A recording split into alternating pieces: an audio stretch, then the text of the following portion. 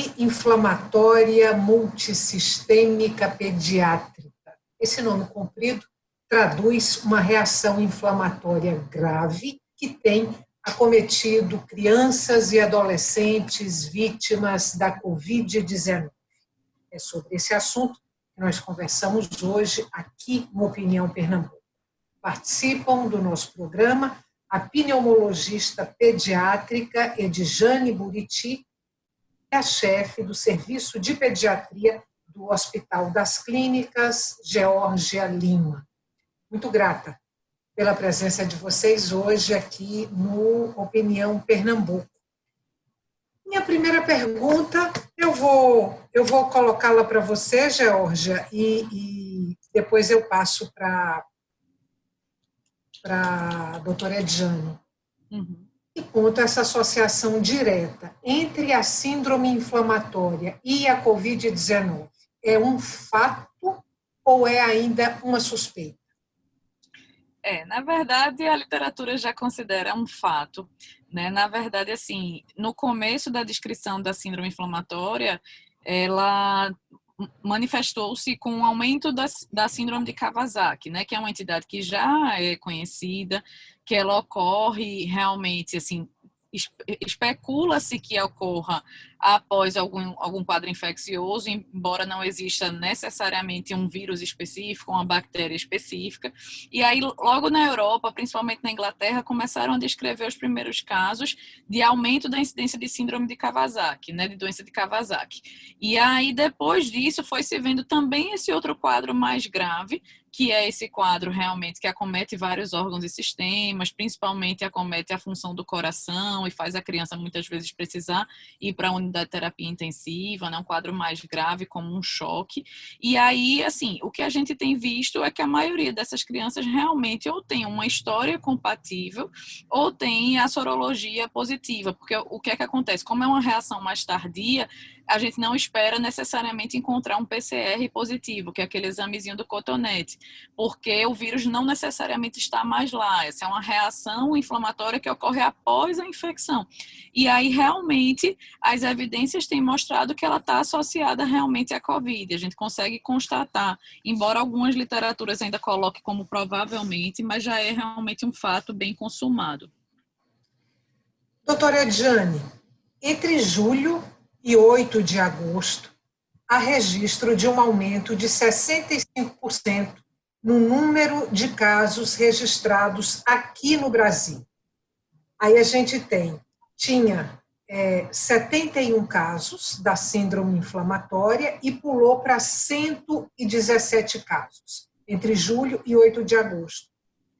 Que leitura esses números sugerem para vocês da área de saúde, para vocês especialistas?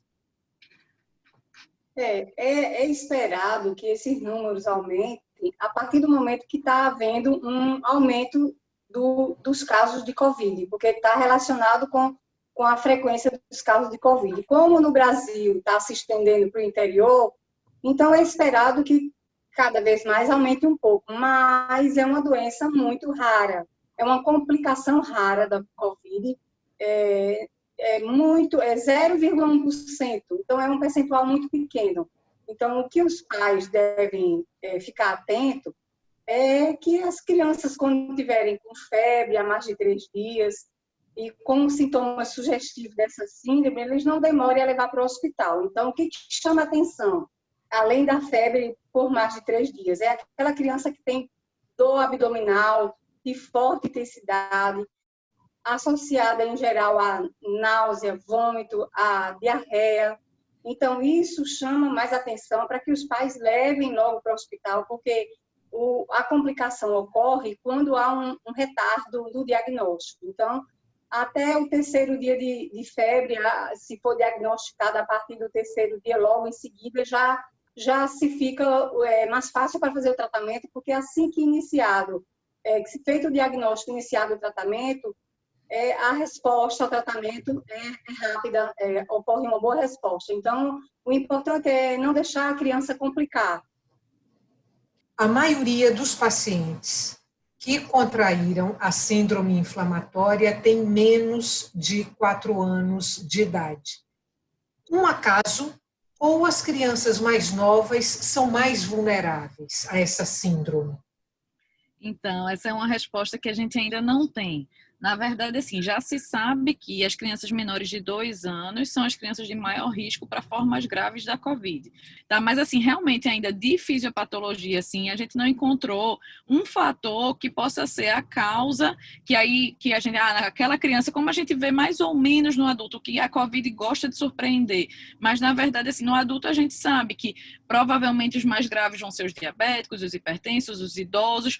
Na criança, a gente não tem essa coisa tão clara, né? A gente tem visto síndrome inflamatória multissistêmica em crianças completamente saudáveis, que não tinham nenhum outro problema de saúde, né? A gente tem visto variação de idade, tanto crianças mais novas como realmente crianças mais velhas. Se a gente pensar no Kawasaki, a idade habitual dele é realmente na criança menor.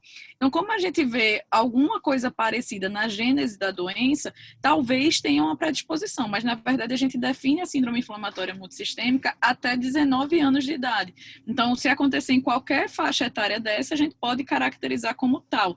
O adulto até pode fazer um quadro semelhante, que é o que a gente chama de síndrome hemofagocítica. Alguns dos adultos que agravam desse jeito, mas a gente não pode chamar de inflamatória multissistêmica, tá? E aí, realmente, provavelmente, isso estaria mais relacionado com a exposição e com a vulnerabilidade dessa faixa etária, mas não tem nada exatamente que diga só essa idade, ou só tal fator de risco, ou se fizer tal coisa, vai evitar, tá? A gente ainda não tem esse dado tão claro. Bom, doutora Adjane, aí, quão rara e quão grave é essa síndrome? Então, rara, a gente viu agora que aqui em Pernambuco, até agora, teve 9 casos dessa síndrome. Então, complementando o que o Georgia falou, a doença de Kawasaki, ela acomete realmente as crianças menores de 5 anos, mas a síndrome inflamatória multissistêmica, ela tende a acometer uma faixa etária mais de escolar e adolescente do que a faixa etária de menor de 5 anos, muito embora que tenha casos também menores de 5 anos. Então, uma coisa que chama a atenção também é esse deslocamento da faixa etária para poder diferenciar uma coisa da outra. Inicialmente, quando se começou a verificar os casos na Europa, se pensou que era realmente um aumento da síndrome de Kawasaki, mas depois se observou que havia umas diferenças. Uma delas é essa faixa etária, que é mais para a criança maiorzinha. Então, no Brasil, a gente tem que ficar atento para levar para o hospital o mais precoce possível para evitar complicações. Mas, assim, não é uma doença frequente. Ocorre mais ou menos 2 a 4 semanas após o Covid, a criança ter contato com o Covid. A maioria das vezes a criança não demonstrou ter Covid, não apresentou sintomas, porque, em geral, a criança é assintomática ou os sintomas são leves. Então, assim, se você tiver um caso na família que teve Covid, mesmo que a criança não tenha tido, se tiver nesse período de até 2 meses e meio já foi verificada a ocorrência dessa síndrome, você tem que ficar atento, né, aos sinais, porque além do que eu falei de dor abdominal, ela também vem com outros vários sinais que tem de alerta para as mães pensarem. Pode vir urticária, placas urticárias formam pelo corpo, pode vir com edema de extremidades, e a boquinha vermelha, os olhos vermelhos. Então, são vários acometimentos que ajudam, mas principalmente o peso maior é sintomas gastrointestinais associados à dor abdominal de maior intensidade. Inclusive, alguns casos foram confundidos com apendicite aguda, chegando até ir para a sala de cirurgia pensando que era uma apendicite aguda.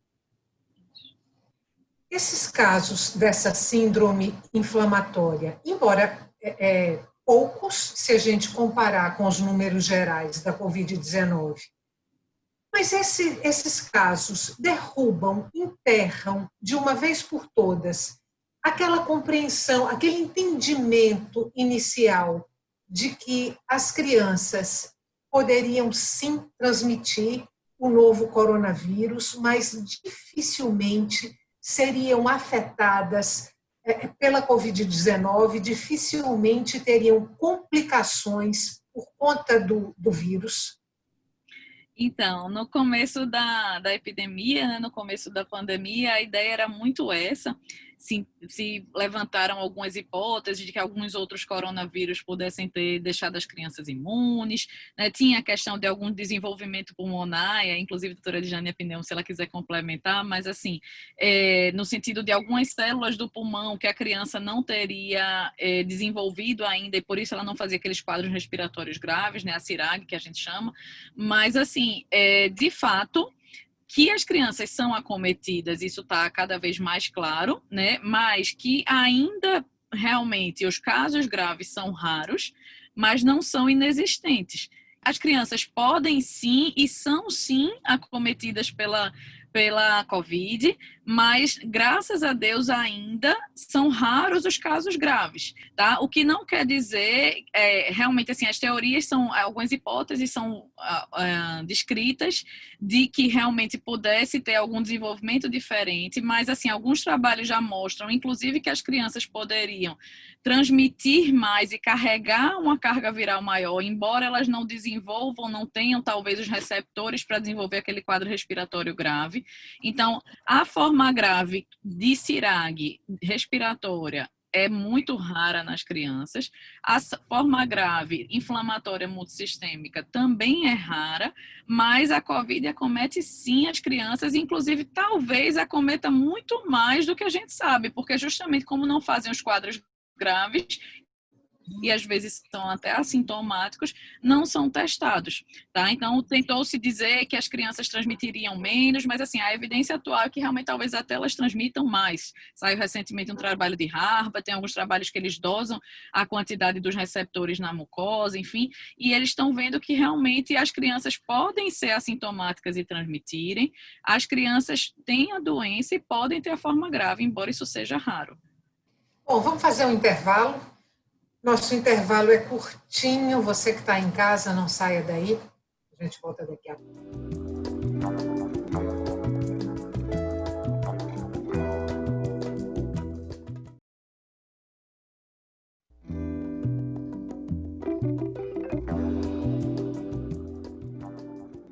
Estamos de volta para o segundo e último bloco do Opinião Pernambuco. O tema de hoje do nosso programa é a Covid-19 em crianças e adolescentes. Participam a pneumologista pediátrica Edjane Buriti e a chefe do Serviço de Pediatria do Hospital das Clínicas Geórgia Lima de Paula. Lembrar para você que o Opinião Pernambuco também é veiculado pela Rádio Universitária FM e pela Rádio Universitária Paulo Freire AM. Doutora Edjane, no bloco anterior, a senhora falou que era muito importante que os pais buscassem atendimento para as crianças tão logo elas apresentassem sintomas que pudessem sugerir a síndrome inflamatória. Quais são, se é que eles existem, os locais de referência no Recife, ou na região metropolitana, evidentemente, para atendimento dessas crianças que são vítimas dessa síndrome inflamatória? Todos os hospitais que têm serviço de emergência, tanto do Estado como da Prefeitura, têm profissionais capacitados para receber essas crianças e, se necessário, se eles acharem que é suspeita, solicitar os exames para diagnóstico. Mas, assim, a princípio, não precisa ninguém ficar apavorado, porque é uma coisa muito rara, é uma síndrome rara, é muito pouco provável que seu filho vá ter, mas, assim, o que eu quero que deixe alerta é assim, apareceu sugestivo, não demora muito para levar para o hospital. Então, repetindo, qual seria o sugestivo? Então, se a criança tem febre por mais tempo, mais de 3 dias, 4 dias, e além disso está apresentando sintomas gastrointestinais, que seria diarreia, vômito, e principalmente dor abdominal de forte intensidade, isso aí já por si, os pais já procuram emergência.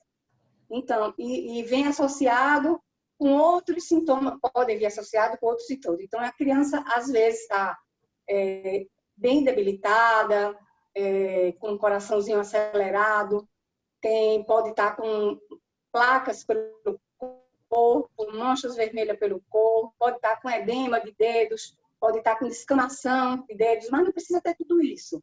Basta ter um ou dois desses sintomas para você se dirigir para o hospital. Qualquer emergência do serviço público ou privado tem condição de avaliar essas crianças. E dirigir para os exames necessários para diagnóstico, para caso que seja confirmado, iniciar o tratamento quanto antes. Georgia, já sabemos que a síndrome é rara, né? E doutora Edjane acabou de dizer que não é para ninguém entrar em pânico por conta disso. Em Pernambuco, a gente tem 9 casos, isso também já foi dito aqui. Com uma morte. Uma menina de 11 anos de idade morreu por conta dessa síndrome desenvolvida depois da contaminação pelo novo coronavírus. Quando essas mortes acontecem, elas estão sugerindo que houve um socorro tardio ou outros fatores podem contribuir, que não a demora no socorro, podem contribuir para a morte de crianças em consequência da síndrome. A questão da mortalidade, como eu falei antes, não tem uma relação direta com alguma comorbidade, com alguma outra doença que a criança tenha. Mas é óbvio que se aquela criança tem um quadro mais grave ou tem alguma outra doença, tem uma chance maior de fazer um quadro mais grave. Mas, na verdade, é como a doutora Edjane falou, é o socorro no momento adequado e o ter disponível no momento adequado alguém que dê o diagnóstico e o tratamento possível, tá? Porque, assim, às vezes a gente até tem como dar o diagnóstico, mas teve um período que a gente estava com dificuldade e agora, graças a Deus, a gente fez um movimento junto com a Secretaria Estadual de Saúde para não deixar faltar nos hospitais pediátricos o tratamento mais específico, mas houve momento que tinha falta, inclusive, de produção desse medicamento, né, em nível internacional, pela demanda maior. Então, provavelmente é uma soma disso tudo. É o não socorro, a doença é rara, mas a gente tem que estar sempre pensando nela. Como a doutora Edjane falou, os sintomas podem ser bem inespecíficos, né? Tanto a ponto de crianças realmente serem confundidas com apendicite. No nosso meio a gente tem a dengue, né? A gente tem que lembrar que como as crianças estão saindo de casa agora, começam a sair de casa, então começam a ressurgir as outras viroses, os outros quadros infecciosos, né? Mas geralmente é isso. Na maioria dos quadros virais, né? As pessoas até costumam não gostar quando a gente diz que o quadro é uma virose, mas na verdade na maioria dos casos é uma virose. E a maioria das viroses, elas com o passar do tempo, a criança tende a melhorar. Então é isso, essa febre que dura mais do que 3 dias, principalmente uma febre alta, né? Se a criança não está melhorando, se ela tem um sinal de que não está bem, se é uma dor abdominal que não passa com a medicação analgésica comum, então são sinais de alerta para a gente realmente procurar o socorro e em procurando o socorro, se for que seja feito o diagnóstico e o pronto tratamento. Claro que se fosse tão simples assim, a gente não teria quase 100 mortes pediátricas nos Estados Unidos em consequência de Covid, né? Não só síndrome inflamatória multissistêmica, mas no contexto como um todo, né? Num país de grande avanço tecnológico, enfim, né? Então, assim, tem a questão de você dar o diagnóstico, de você chegar ao socorro e de você ter o pronto tratamento, mas mesmo assim, ainda existem fatores, talvez do vírus ou do hospedeiro, que somos nós, né? No caso, as crianças, que favoreçam que a resposta seja desfavorável, assim como no adulto. Não é só idoso que morre, não é só diabético que morre, não é só hipertenso que morre, né? Às vezes, jovens sem nenhum outro problema de saúde podem também vir a ter um desfecho desfavorável. Então, basicamente seria isso, pensar e ir sem desespero, né? Não é, meu filho está com febre há meia hora, é síndrome inflamatória multissistêmica. Não necessariamente. No momento atual, se a criança está ficando em casa, a chance é muito menor de ele pegar outras doenças também. Então, a COVID, por ser muito mais contagiosa, tem uma chance maior de alguém trazer para essa criança em casa. Então, se ela aparece com febre, sintomas respiratórios, a maior probabilidade é que seja COVID. Mas daí a que vá desenvolver inflamatória multissistêmica, isso é raro, e aí a gente teria que ficar atento a esses outros sinais de alerta daquela criança que não está evoluindo como as viroses comuns, as viroses benignas da infância, digamos assim. Doutora Edjane, se a gente considerar que as crianças estão mais em casa, assim como os adultos, que as crianças estão fora da escola, e ainda assim estão desenvolvendo, sendo contaminadas pelo coronavírus e algumas desenvolvendo a doença, a Covid-19, é de se deduzir que está faltando cuidado, está faltando prevenção. E aí, no caso, talvez uma falta de cuidado maior dos pais? Com certeza. Em geral, nessas casas sempre tem o pai ou a mãe que está saindo para trabalhar. Então, o cuidado que eles estão tendo no trabalho, nesse ida e vinda, o cuidado com a máscara, com certeza não está sendo adequado quando ocorre uma contaminação em casa. Então, tem que se rever o manuseio da máscara. Então, você não pode sair de casa com uma máscara que você tem que estar tocando dela para arrumar ela no rosto, pegar nela, puxar. Não pode, você tem que sair de casa com a máscara bem ajustada para que você não tenha necessidade de colocar a mão nela, porque é assim que você se contamina e termina chegando em casa contaminando os outros.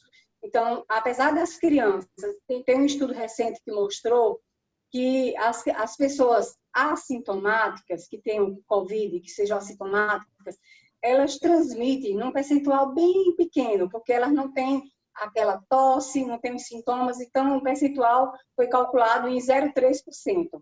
E os pacientes que são sintomáticos, aqueles graves que estão internados, que tossem muito, que têm muito sintoma, e esse percentual aumenta para 6,2%. Então, como em geral o Covid na criança, na maioria delas é assintomático, então a gente imagina que daí a possibilidade de uma criança transmitir para uma outra pessoa o Covid é muito baixa. Então, em geral, ela se contamina com o adulto, mas possibilidade de transmitir sem ter sintomas existe, mas são poucas. Agora, já uma criança de 12 anos acima, ela já tem uma possibilidade de transmitir semelhante ao adulto. Então, tem que ter muito cuidado, porque como está se abrindo mais, né, para você sair de casa, então tem muita gente fora de casa que está andando sem máscara. Então, você está sujeitando a população a se contaminar de novo e daqui a pouco aparecer uma segunda onda. Então, não é para ninguém andar sem máscara, né? A orientação é essa. Então, qualquer área de lazer, não se admite que as pessoas estejam sem máscara, e não está acontecendo isso. A gente tem visto que tem pessoas se exercitando sem máscara, e aí vai terminar complicando para os adultos e para as crianças também. Georgia, eu tenho 2 minutos para terminar o programa, vou te fazer a última pergunta. Embora considerando que são poucos casos ainda registrados, mas considerando também a observação que você trouxe, que é uma possível subnotificação dessa síndrome inflamatória, esse quadro de síndrome e essa possível subnotificação implicam que a volta às aulas deve ser repensada com muito cuidado? Deixou a pergunta mais difícil para mim, né? Vamos lá. Então. Foi sem querer. Não, então, brincando. Brincando, mas é sério, né? Realmente, assim, eu sou uma pessoa que eu tenho defendido muito o não retorno às aulas pelo risco da contaminação. né? Não só das crianças, como da família, né? Naquele mesmo raciocínio também de aquela criança que é bebê, está sem máscara, mas aí sai para passear com a família toda de máscara, e a criança sem máscara não faz sentido, que ela pode estar levando vírus para casa, não só para si própria.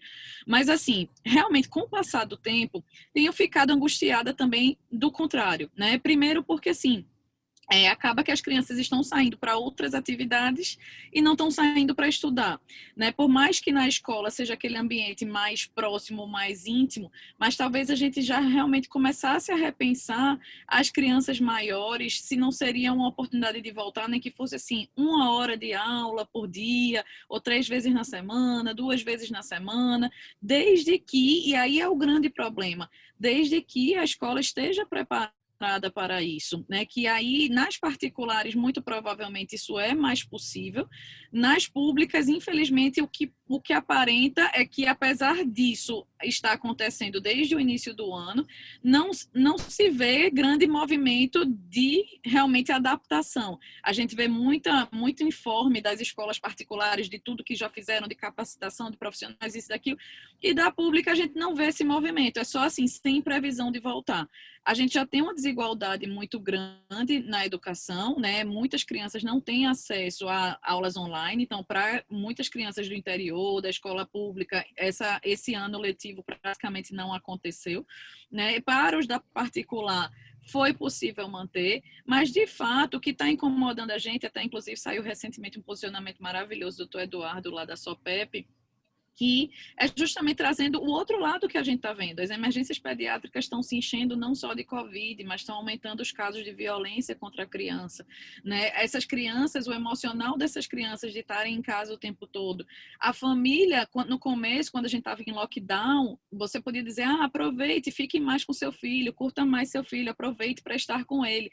Só que agora os pais estão tendo que voltar a trabalhar. Então, não só eles não têm com quem deixar essa criança, como muitas vezes não tem como dar atenção. Se estiver trabalhando em casa, mas está trabalhando, não está de folga. Então, essas crianças, o impacto psicológico delas vai ser muito grande. A gente tem visto aumento de obesidade, do que a gente chama de comfort food, que é o pessoal comendo tudo que é besteira para compensar não estar saindo. Então, na verdade, assim, tanto quanto os passeios, eu acho que eles devem ser o mínimo possível, né? Não é a sensação de que pandemia passou e está tudo liberado, não existe, mas de repente levar a criança para passear num horário mais tranquilo do dia, num lugar pouco movimentado, se ela puder estar de máscara, a família de máscara, por um curto período, só ali levar um solzinho, ver o mundo lá fora, ver um passarinho voando, alguma coisa do tipo. Então, beleza, né? Isso seria uma coisa. E o mesmo raciocínio para a escola. Então, as escolas tiverem condições de receber com a máxima segurança possível e mantendo a opção de teleaula para as famílias que não se sentirem confortáveis de sair ainda, né? Então, dentro desse contexto, além de que, claro, muita gente já teve a infecção e a evidência é cada vez mais crescente de que isso diminua o risco de você contrair novamente a doença, né? Então, diante de todo esse contexto, eu acho que é hora de a gente começar a planejar, não necessariamente de começar a abrir. Acabou o tempo, né? Vou ter que te interromper porque o tempo acabou. A gente fica aí com a sua última frase, é necessário se planejar. Muito obrigada. Doutora Edjane, muito obrigada, doutora George, e até uma próxima oportunidade. Obrigada também.